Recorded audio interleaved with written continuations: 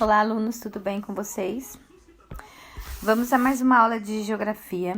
Abra um livro na página 62 e vamos corrigir aquela pequena atividade que foi passada semana passada, tá? Então, nós estamos falando de composição da população brasileira, né? A população brasileira é composta, né, por pessoas do sexo feminino e masculino, e do sexo masculino, né?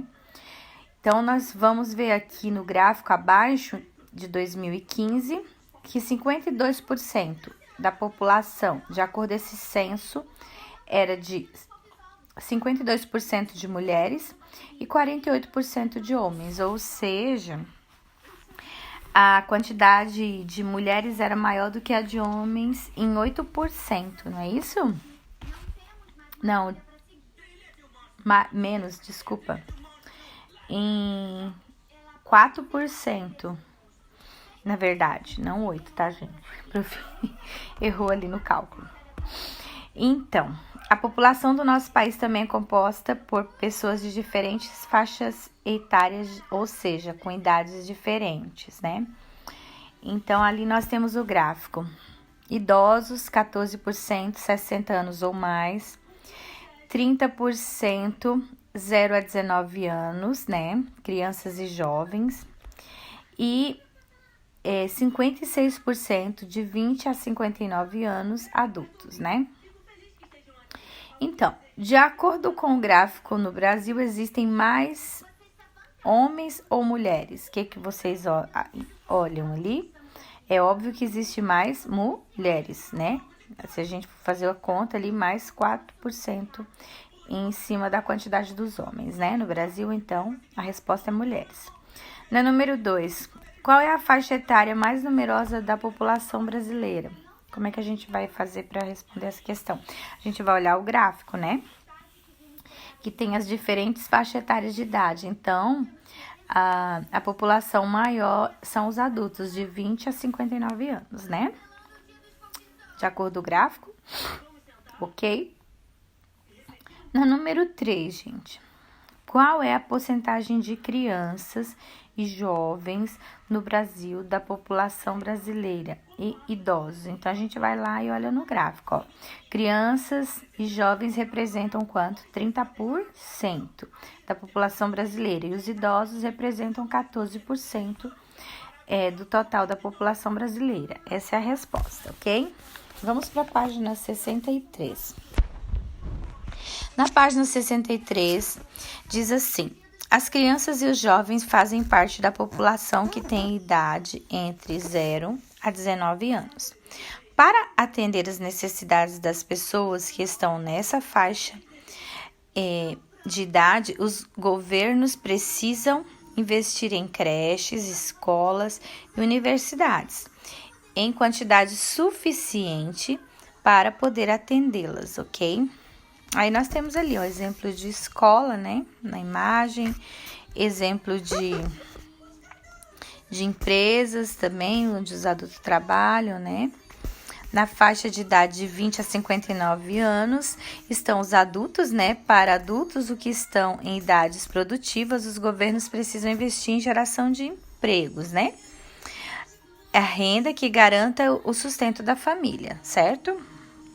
Ali abaixo nós temos, né, idosos. Os idosos fazem parte da população que tem mais de 60 anos, tá? De idade. Nessa faixa de idade, os governos precisam investir na assistência médica hospitalar, né? Para poder atender eles, né? Ou seja, na saúde. Assim como no pagamento também de aposentadorias, ok? Então, eles precisam, para sobreviver, desses dois, né, itens ali fundamental, né, os idosos.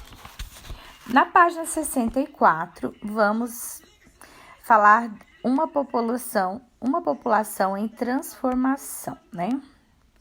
Então, há algumas décadas, as crianças e os jovens apresentavam a parcela mais numerosa, tá, da população brasileira. Essa situação, no entanto, vem mudando, como a gente viu lá atrás no livro, né? Rapidamente. Isso porque o número de crianças, ou seja, baixou a taxa de natalidade, né? De nascimento. Isso porque o número de crianças no total da população vem diminuindo, né?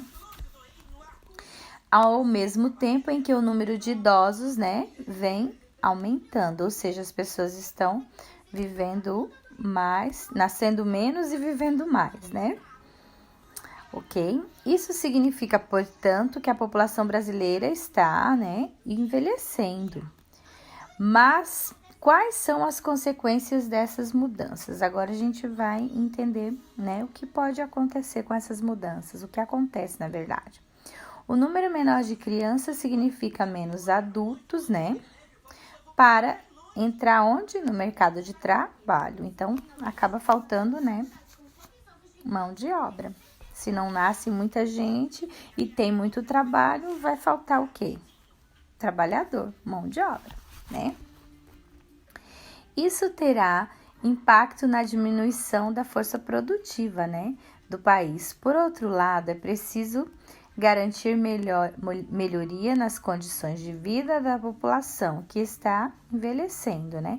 Daí precisa se investir aonde? Na saúde, né? Para cuidar dessas pessoas que estão na faixa etária de pessoas idosas, de 60 anos. Com o objetivo de assegurar direitos aos idosos e promover melhorias na qualidade de vida na velhice, foi criado o Estatuto do Idoso. A gente tem o Estatuto da Criança e do Adolescente e a gente também tem, né, o Estatuto do Idoso. É um livrinho assim, onde está estabelecida, né, as leis, né, que favorecem as pessoas nessa faixa etária de idade, tá? Leia a seguir dos artigos que estão nesse estatuto. Durante a leitura do texto, oriente, né? Esse, no caso, sou eu que tenho que fazer, orientar vocês. Então, vamos ler um dos artigos que está no Estatuto do Idoso. Ali na página 64, abaixo. Artigo 3º. É obrigação da família, da comunidade, da sociedade, do poder público assegurar ao idoso com absoluta prioridade a efetivação do direito à vida, à saúde, à alimentação, à educação, à cultura, ao esporte, ao lazer, ao trabalho, à cidadania, à liberdade, à dignidade, ao respeito e à convivência, à família comunitária. Então, olha só, né? Tudo isso aqui são direitos que o Estatuto garante, né, ao idoso. Então, está na lei, né? Então, toda pessoa idosa tem esse direito, né, de acordo com o Estatuto. No artigo 9, é obrigação, tá, do Estado garantir à pessoa idosa a proteção à vida, à saúde, mediante a efetivação de políticas sociais públicas que permitem um envelhecimento saudável em condições de dignidade. Por isso, gente, não se pode, né, abandonar uma pessoa idosa. Ela tem todos os direitos garantidos por lei, né, aqui deixa bem claro, né, a família precisa, né, zelar pela pessoa idosa, tá? Então, vamos para a página 65. Número 1. Ligue as frases às fotos que representam cada faixa etária da população. Vocês vão tirar de letra, porque vocês estudaram agora comigo aqui lendo esse conteúdo, né? Então, vocês vão tirar de letra, ok? Agora, vamos para a página 66, ok? Então, aqui vocês vão só ligar, né, a idade ao tipo de faixa etária adequada. Na página 66, a gente fala a distribuição da população. Observe as imagens a seguir. Então, a gente tem a vista da cidade de São Paulo, né, tirada em 2016, essa imagem. E a gente tem a vista do sertão pernambucano no município de Santa Cruz da Baixa Verde, Pernambuco, tirado em 2017. Então, Número 1. Observando as imagens acima, é possível concluir sobre a distribuição da população pelo território brasileiro. Conte sua conclusão aos colegas, ou seja, vocês vão contar para mim, né? Que eu que vou ler essa resposta. Então, vocês vão observar ali as imagens, né? E aí você vai contar a sua conclusão. O que você analisa ali entre uma imagem e outra, né? Então, é bem claro ali, né, gente? Uma imagem é bem urbana, né? Não tem quase espaço, tá tudo urbanizado, com estrutura, preenchido, né? A gente pode observar que tem muitos prédios, deve ter muitas fábricas. E na outra imagem a gente já percebe que há muito espaço, pouca infraestrutura, pouca construção, né? Então, é só um início aí para vocês começarem a pensar nas imagens, tá? Então, assim, a gente tem que observar o quê? Que ali naquela primeira imagem, né? Uma coisa importante que cabe ressaltar para vocês é que ali ocupa milhões de pessoas, ocupa aquele espaço, né? Olha só a quantidade de construção, né? Tem muitos habitantes que ocupam aquele espaço. Enquanto há outros espaços pouco habitados por habitantes, grande, mas com poucos habitantes, que é da foto abaixo, né? Então, é uma das questões que vocês precisam observar, porque a gente tá falando de número de habitantes também, né? E da distribuição da população brasileira. Então, responda essa questão. Aí, vamos para a página 67. Onde vivem os brasileiros? O mapa a seguir mostra como a população brasileira está distribuída pelo território do nosso país. Observe e verifique que as áreas de maior concentração populacional estão indicadas pelas cores mais escuras e as áreas de menor concentração populacional aparecem indicadas, tá, pelas cores mais claras. Então, esse lado do mapa que tá com as cores mais escuras é onde tem mais gente, mais habitante. E o que tá com a cor mais clara é onde tem menos habitante. O nosso estado tá com a cor escura, né? Tem bastante habitante, né? Só pra sintetizar ali pra vocês.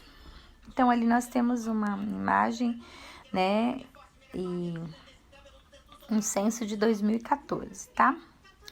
Aí nós temos a legenda embaixo, né? Habitantes por quilômetro quadrado, tá? Então, ali a quantidade de habitantes por quilômetro quadrado. Número 2, qual a cor utilizada? Isso aqui é bem fácil, para representar as áreas em que a população passa de 2.000 habitantes por quilômetro quadrado. Aí você vai responder de acordo com a interpretação da legenda ali, tá?